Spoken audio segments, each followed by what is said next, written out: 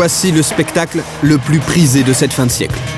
Le football, véritable industrie avec ses vedettes achetées à prix d'or par des clubs transformés en entreprises.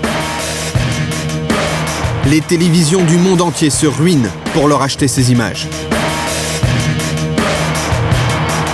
Les sponsors se bousculent, les stades se comblent et les audiences s'envolent.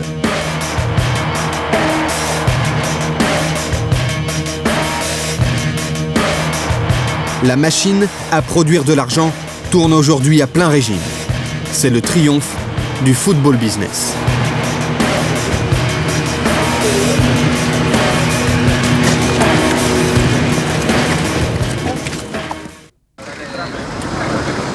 Ce fut le feuilleton de l'été, le transfert de l'année. Nicolas Anelka, 20 ans, attaquant prometteur, a été acheté par le club espagnol du Real Madrid au club anglais d'Arsenal. Montant, 220 millions de francs. Je regarde pas les millions, de toute façon ils sont pas pour moi, premièrement. Exact, c'est Arsenal qui encaisse l'argent payé en plusieurs traites pendant 4 ans par le Real. Et bon, ça me fait rien du tout. Moi je suis là pour jouer, je suis venu, j'ai signé, je suis là pour m'amuser sur le terrain et c'est tout. Un amusement pour lequel le jeune homme a perçu une prime de bienvenue, 40 millions de francs. Il touche aussi, chaque mois, un salaire d'1 800 000 francs net d'impôts, hors prime de match. C'est sur la base de ce salaire qu'a été calculée la commission de l'agent d'Anelka, Marc Roger. Et c'est le Real Madrid qui lui a versé 3,5 millions de francs. À peine, selon Marc Roger, de quoi couvrir ses frais de jet privé, d'hôtels luxueux et d'avocats. Nicolas Anelka a 20 ans, donc il y a la possibilité pour le Real de Madrid soit de faire une plus-value, soit dans tous les cas de faire un retour sur investissement. C'est quoi un retour sur investissement sur un joueur ? Si Nicolas Anelka joue 4 ou 5 ans au Real de Madrid, le jour où il part, s'il repart pour la même somme, effectivement, le Real Madrid récupérera son investissement. Donc c'est un petit peu un retour sur investissement. C'est ce genre de calcul que font les présidents de club quand ils signent un contrat ? Certains, pour pas dire la plupart. Ces transferts sont donc avant tout des opérations commerciales qui enrichissent tout le monde, et surtout les clubs, ceux qui vendent et empochent l'argent, ceux qui achètent pour attirer public et télévision. Les joueurs, eux, réclament des salaires mirobolants, pourquoi se priver ? Les grands clubs ont les moyens, ils sont de mieux en mieux gérés, à l'image du plus rentable d'entre eux, Manchester United.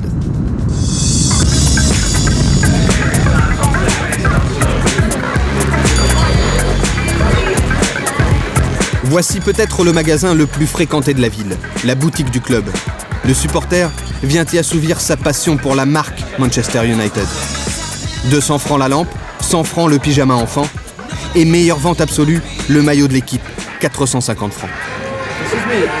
Pourquoi achetez-vous ce maillot ? Pourquoi ? Parce que je veux le porter pendant les matchs. Vous êtes fan de Manchester ? Bien sûr. Oui, depuis très longtemps. Depuis combien d'années ? Oh, un peu plus de 60 ans. Presque 70. Une autre boutique comme celle-ci a ouvert à Dublin et bientôt à Singapour, Hong Kong, Bangkok, Le Caire. Manchester United se rêve en multinational, avec ses 200 clubs officiels de supporters consommateurs de par le monde.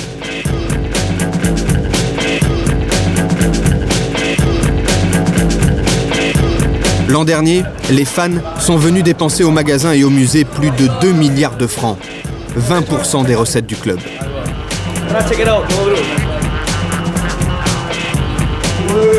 La visite du stade, elle aussi, est un modèle d'efficacité et de rentabilité économique. Un circuit parfaitement rodé. Allez, qui veut des pellicules ? Tenez, c'est 30 francs pièce. Allez, tenez. L'entrée, elle, coûte 60 francs par personne. Il n'y a pas de tarif enfant. Des groupes de 50 visiteurs se succèdent toutes les 10 minutes, de 10h à 17h, sans interruption.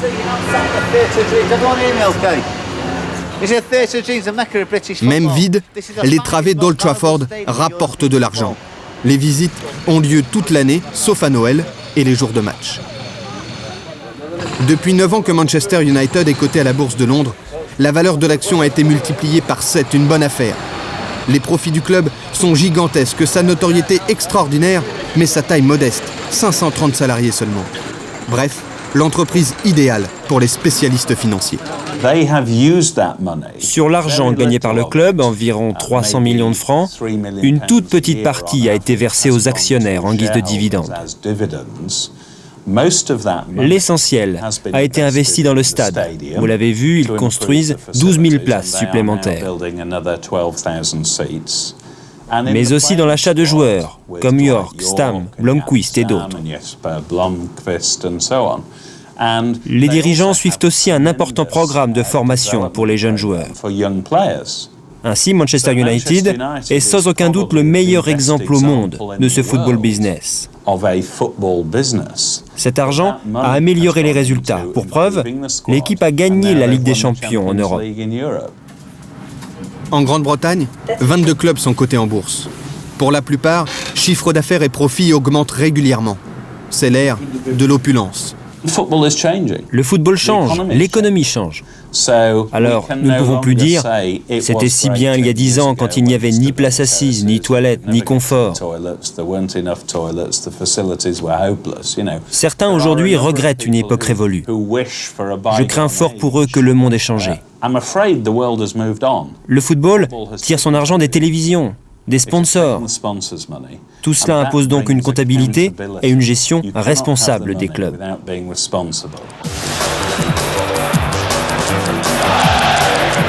Mais la toute nouvelle richesse des clubs provient surtout des droits de retransmission qu'ils vendent aux télévisions. Désormais, c'est à coups de milliards de francs que les télés européennes, comme Stream en Italie, s'arrachent le précieux spectacle.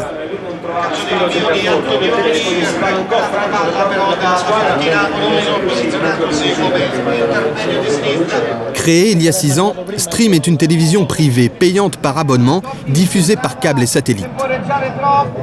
En mai dernier, le milliardaire australien Rupert Murdoch, propriétaire de nombreuses chaînes en Europe, a pris le contrôle de Stream. La stratégie a alors changé. Stream, malgré ses dettes, a offert un pont d'or à 7 clubs italiens pour diffuser leurs matchs de championnat. 1 milliard de francs par an pendant 6 ans. Notre chaîne avait besoin d'un produit fort pour se lancer sur le marché. Il était absolument impensable de le faire sans le football, qui est en Italie un phénomène culte. Avec le cinéma et les matchs de l'équipe nationale, il y a un grand produit et c'est le championnat italien. Nous ne pouvions pas attirer des abonnés sans le football, c'était tout bonnement impensable. C'est vraiment l'arme fatale sur tous les marchés en Europe et encore plus en Italie. Cette somme, 6 milliards en 6 ans, peut paraître exorbitante. Elle ne l'est pas aux yeux des dirigeants de la chaîne. C'est-à-dire que nous sommes partis, nous avions une croissance de 700 à 1000 abonnés par jour. Du jour même où nous avons eu le football, même une partie du football, pas le football entier, nous sommes en train de croître à 4 fois ça, 4000 par jour, moyenne. Ce qui fait que nous avons doublé à la fin de septembre nos objectifs de l'année. Donc nous sommes à plus que 300 000 abonnés et nous comptons de continuer à croître de cette façon. Stream ne gagnera de l'argent que dans 6 ans, juste à l'issue du contrat, avant de nouvelles enchères, où les clubs se montreront sans doute encore plus gourmands. Qu'importe, les audiences sont excellentes. En Italie, comme en Espagne, en Allemagne, en Angleterre ou en France, le public n'a jamais autant regardé de matchs et n'en a jamais autant demandé à l'antenne. Les études de marché ne prévoient aucun ralentissement. Jusqu'au jour où la belle mécanique défaille, où l'argent devient le seul enjeu. Ils sont 2 sur lui, il va falloir l'aider là parce que... Le son caverneux des commentaires était déjà un mauvais présage. Ce jour-là, Monaco joue en Pologne contre Łódź. France 2 retransmet la rencontre, du moins pendant les 25 premières minutes. Car soudain... Cadré, voilà. Un coup c'est pour la force, le deuxième c'est pour c'est pour la précision, et troisième c'est et pour oui, les deux. Ça pouvait arriver et ça vient d'arriver. Pour la première fois dans l'histoire de la télé, un match est interrompu apparemment pour des problèmes de droits de télévision, de droits de sport. Ces droits, le club de Łódź les a d'abord vendus à une société en contrat avec France 2. Mais quelques heures avant le match, un groupe européen de communication concurrent a fait une offre plus alléchante aux responsables du club, qui ont donc fait couper le faisceau en direct. France 2 a perdu près de 10 millions de francs d'écrans publicitaires non diffusés. Et bien on va revenir à un programme habituel sur France 2 que vous suivez à peu près à cette heure-là tous les jours, c'est Hartley, Cœur à vif.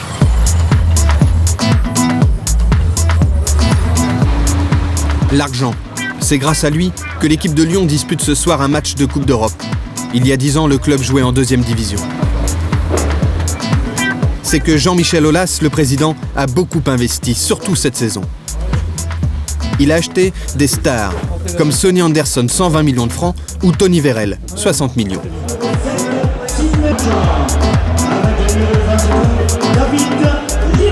Jean-Michel Aulas a surtout cherché un partenaire financier, un grand groupe en quête d'investissement rentable.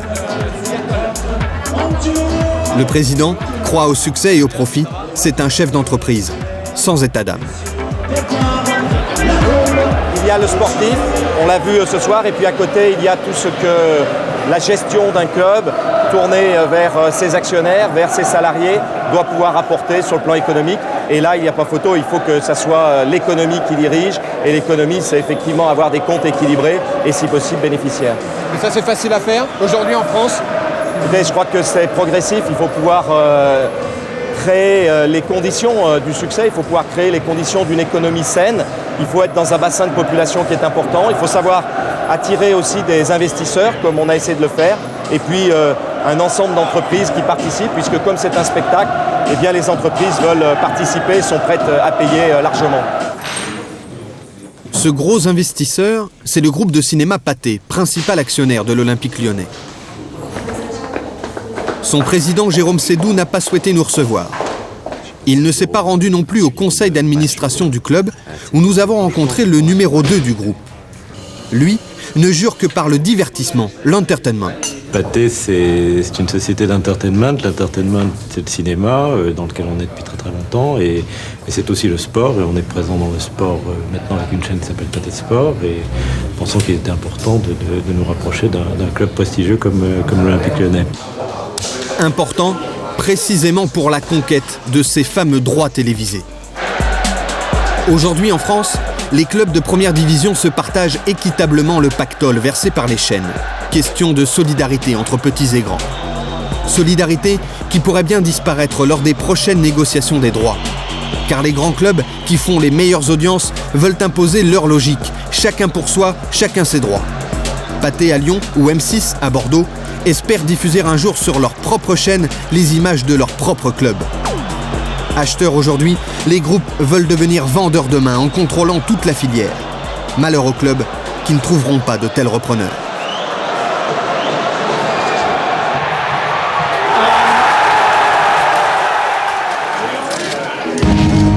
Acquérir un club pour en diffuser les matchs, c'est exactement ce qu'a tenté Rupert Murdoch.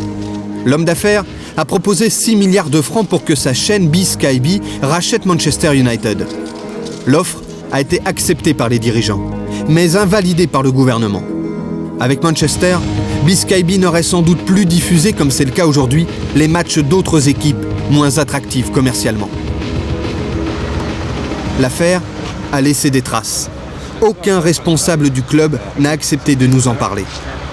Même cet homme, Alex Ferguson, l'entraîneur souvent critique à l'égard de ses propres dirigeants, n'a pas voulu aborder la question, y compris hors caméra.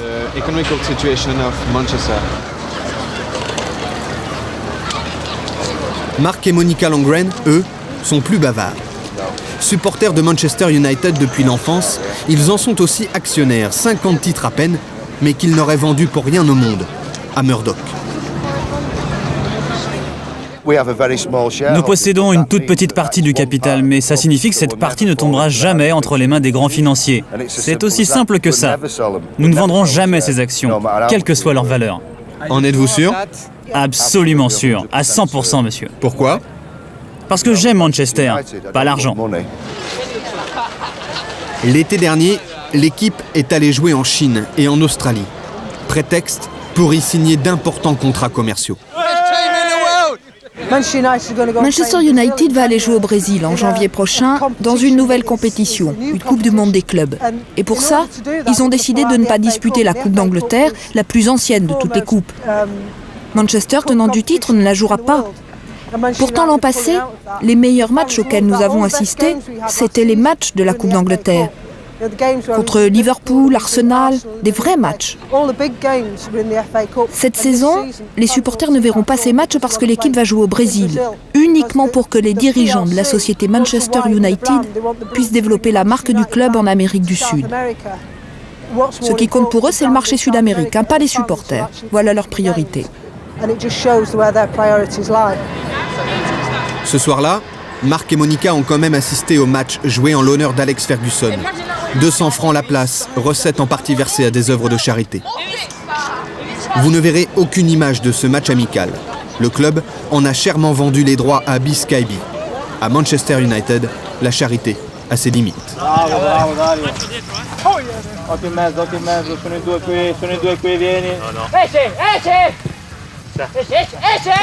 Nous sommes au centre d'entraînement de la Lazio de Rome. Ici, les dirigeants ne sont pas eux non plus des philanthropes, mais bien des industriels. La famille Cragnotti, à la tête d'un groupe de produits alimentaires numéro 1 de la sauce tomate, a acheté le club en 92. Ces stars sont aujourd'hui parmi les mieux payés d'Europe.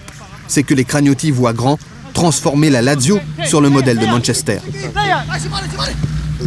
Quand la famille Cragnotti a repris la Lazio, elle s'est fixé 3 objectifs. Premièrement, la cotation en bourse. Deuxièmement, la construction du centre d'entraînement qui est en train d'être terminé. Et enfin, la construction d'un nouveau stade exclusivement pour la Lazio, un stade multifonction avec un centre commercial, des cinémas, des restaurants, des boutiques, un supermarché. Un stade ouvert non seulement le dimanche, le jour des matchs, mais aussi toute la semaine. Les Cragnotti possèdent la moitié du capital de la Lazio. L'autre moitié a été introduite en bourse l'an passé. Un vrai succès. Les supporters se sont rués sur les actions. J'en ai acheté dès le premier jour pour 150 000 francs. Et parce que j'avais confiance en notre président Cragnotti. Et je connaissais la direction qu'il allait donner au club. Je suivais ce qu'il faisait dans son entreprise. Ça a été une bonne affaire. J'ai acheté autant par spéculation que par amour. C'était le premier club italien coté en bourse. Les actions ont doublé. C'était valable. Depuis que Cragnotti est arrivé, beaucoup de choses ont changé. Il nous a menés vers des titres qu'on attendait depuis 1974. Nous devons beaucoup à ce président. Ces supporters actionnaires achètent et vendent en fonction des résultats de leur équipe. Une contre-performance et c'est le cours en bourse qui chute. Démonstration. C'était en mai dernier. La Lazio joue à Florence, match décisif. La victoire assurerait quasiment à la Lazio le titre de champion. Survient alors l'action litigieuse. L'arbitre n'a pas vu la faute sur l'attaquant romain Salas. Il ne sifflera pas pénalty. Score final, 1 but partout. Le grand rival, le Milan AC du milliardaire Silvio Berlusconi, sera champion. Conséquence, dès l'ouverture de la bourse le lundi suivant, le cours Lazio s'effondre. Certains actionnaires décident alors de poursuivre en justice l'arbitre et les juges de touche pour dommages économiques. La plainte n'aboutira pas, mais l'idée est lancée. Cet incident montre bien qu'il n'y a aucun favoritisme à l'égard de la Lazio. On ne lui fait aucun cadeau. La Lazio doit obtenir la victoire sur le terrain, alors que d'autres équipes, elles, ne gagnent pas uniquement grâce au terrain. Le patron de la Lazio, qui accueille volontiers dans sa tribune le leader d'extrême droite Gianfranco Fini, ici, en bas à droite de l'écran, fait allusion aux enquêtes menées actuellement en Italie sur des matchs truqués. Mais les juges s'intéressent aussi au propre cas de Sergio Cragnotti, soupçonné de fraude, fausses factures et constitution de caisses noires pour la construction du centre d'entraînement de la Lazio. Une affaire dans laquelle il a déjà été condamné pour irrégularité comptable.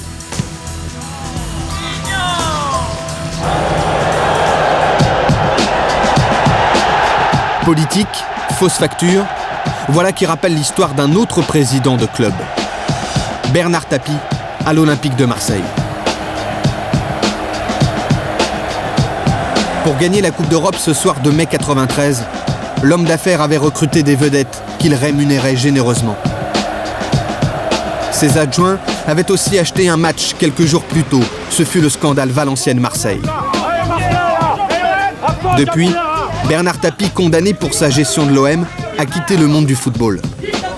Les clubs français, eux, ont vu leurs comptes passer au crible et leurs finances assainies.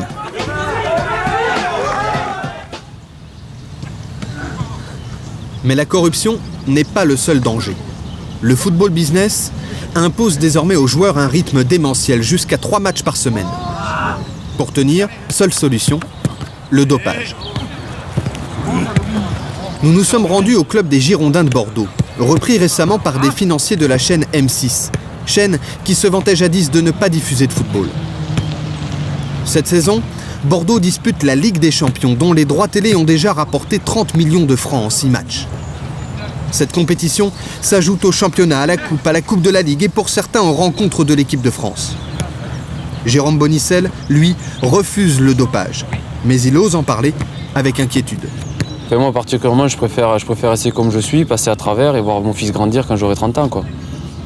Donc bon, ça c'est chacun c'est l'intelligence du joueur, mais c'est vrai que bon, c'est surtout au niveau de la récupération, c'est ce qu'il faut. Bon, là on a joué hier, on rejoue samedi, on rejoue après mercredi. C'est des cadences de fou, donc après bon, il ne faut pas s'étonner qu'on essaye et que certains joueurs essayent à trouver des moyens pour récupérer et aussi pour être dans l'attente de ce que demandent les dirigeants et de ce que demande le public. Moi je me rappelle, avant on donnait 6 mois à un joueur pour s'acclimater, maintenant c'est terminé. C'est terminé. Quand on joue tous les 3 jours, c'est sûr qu'on ne peut pas s'entraîner comme quand on joue une fois par semaine. Est-ce que ces cadences infernales, comme vous dites, ne risquent pas d'augmenter les risques de dopage ? Oh, ça, je sais pas, moi j'ai jamais connu le dopage, alors je peux pas vous dire. Maintenant, comme je vous ai dit, on a un service médical au point du fait, et il donne aux joueurs ce qu'il faut donner en restant dans la légalité pour récupérer, pour être bien. Et maintenant, si on en arrive là, ça serait dramatique. Il faut pas que ça en arrive là, surtout pas. On n'en est pas là. Ah bah, j'ai jamais connu ça et j'ai pas connu ça dans le football, non, jamais moi. Alors je peux pas vous dire, je sais pas. Le dopage, fléau du cyclisme et de l'athlétisme, est-il autant répandu dans le football ? Pas encore, répond Jean-François Bourg, spécialiste de l'économie du sport. Mais ce n'est qu'une question de temps. Le problème du dopage, il est inscrit dans la logique du football business. Dans la mesure où les confrontations sont de plus en plus nombreuses, de plus en plus de haut niveau, forcément, il faut que le joueur prenne des produits pour augmenter donc sa capacité à récupérer, à supporter les douleurs, parce que l'entraînement est de plus en plus difficile. Donc on est dans une logique américaine, à savoir que le dopage, à mon avis, va être banalisé. Aux États-Unis, il n'y a pas de véritable recherche du dopage. On recherche la drogue. On considère que le sport professionnel est un spectacle, au même titre que d'autres activités économiques, et donc on considère que la performance sportive n'est pas entachée par quelconque absorption de produits dopants. Il y a 4 mois, le joueur de Marseille Christophe Dugarry a comparu devant la fédération. Un contrôle d'urine avait révélé la présence d'un produit dopant. Mais le contrôle avait été bâclé, le médecin n'était pas assermenté. Ce vice de forme a innocenté le joueur. Christophe Dugarry a d'ailleurs menacé d'arrêter sa carrière en cas de sanction. Personne dans le milieu n'y a intérêt. Le football business a besoin de ses vedettes. On est dans une phase de transition vers un modèle américain de ligue fermée où il n'y aura que des matchs de haut niveau et des matchs très lucratifs où il y aura des taux d'audience très élevés chaque match. Que signifie ligue fermée ? Alors une ligue fermée, c'est une ligue qui a été envisagée par Media Partners, un groupe financier donc italien, soutenu par Berlusconi et par Murdoch notamment. C'est une ligue donc à laquelle on accède sur des critères financiers, médiatiques et non pas des critères sportifs. Autrement dit, on ne se qualifie pas pour y entrer et en plus, on n'a aucun risque de quitter cette ligue. Autrement dit, elle est stable sur 5 ans, on prend les 18 meilleurs clubs d'Europe et il n'y a pas de montée ou de descente. Donc c'est le système américain, une ligue fermée, stable, qui permet évidemment de garantir des revenus très très élevés et qui rassure les marchés financiers parce que l'aléa sportif est gommé.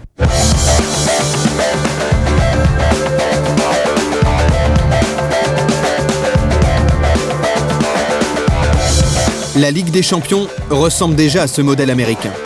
Les clubs les plus riches de chaque pays sont assurés de s'affronter pour la plus grande satisfaction des télévisions. Prochaine étape, un véritable championnat d'Europe qui creusera davantage l'écart entre grands et petits clubs. Les valeurs sportives de confrontation loyale, d'incertitude du résultat, d'épanouissement du joueur sont donc peu à peu supplantés par les notions d'exploitation et de rentabilité avec leurs dérives, corruption et dopage. L'argent risque de vaincre définitivement la beauté du jeu.